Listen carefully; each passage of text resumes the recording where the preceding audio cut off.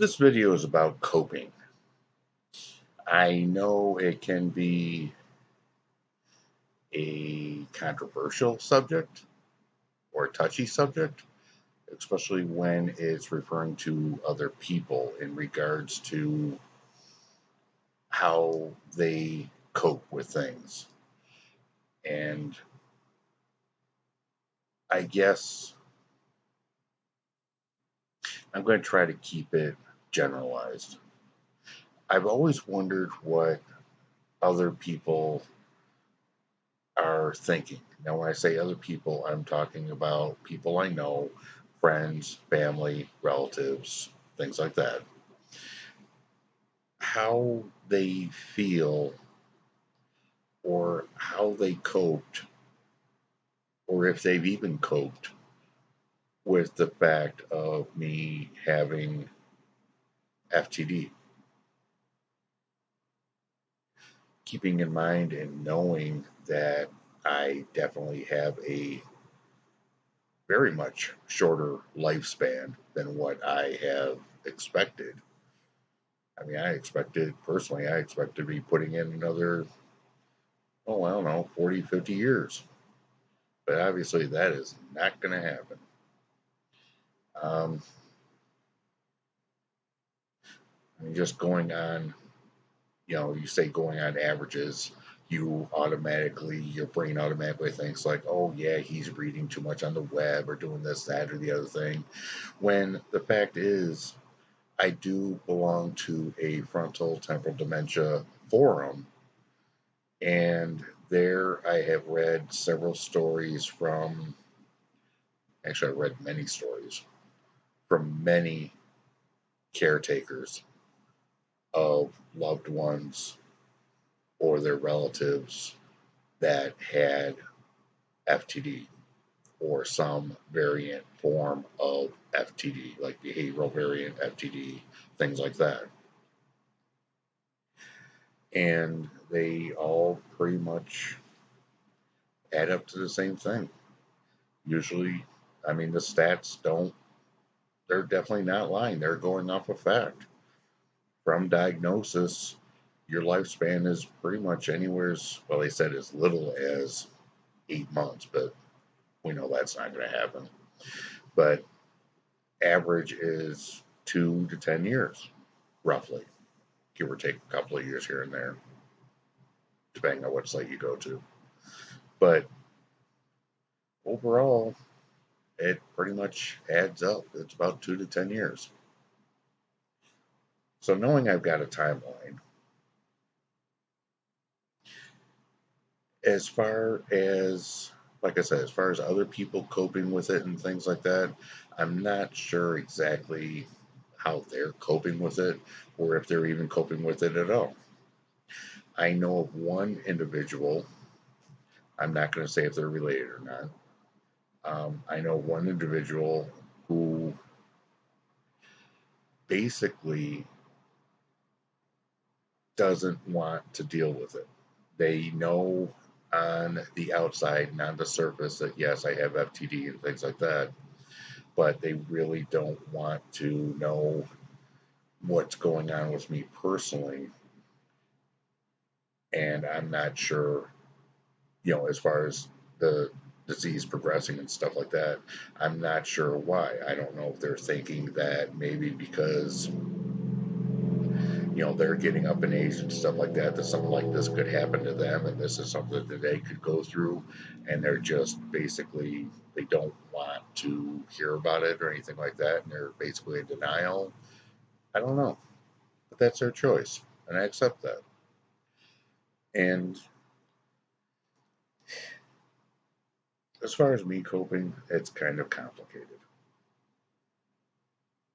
I've coped with it to a point. I don't want to say I've accepted it completely because I definitely haven't. There's no way. Haven't totally and completely accepted it. But I will say that I do know that, yes, I have a timeline.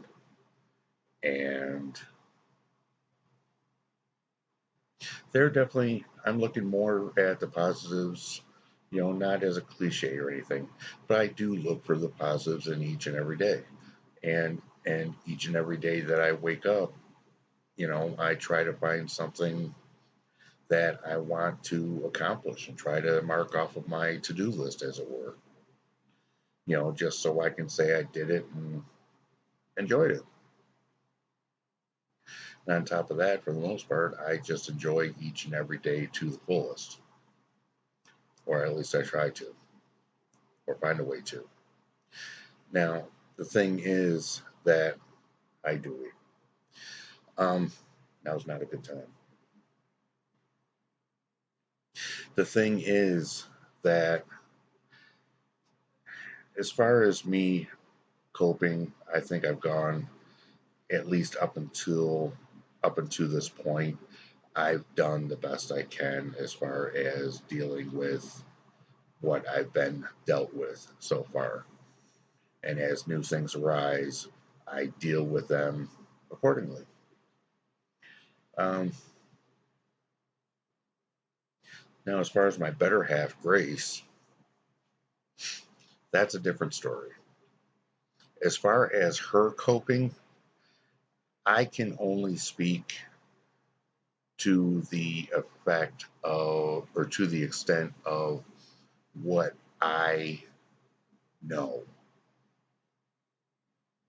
and what I've observed. And from what I've observed to this point, Grace, unfortunately, is pretty much at her breaking point. She is, stressed to the max, but it's more than being stressed about just me. It's being stressed about her job, stressed about bills,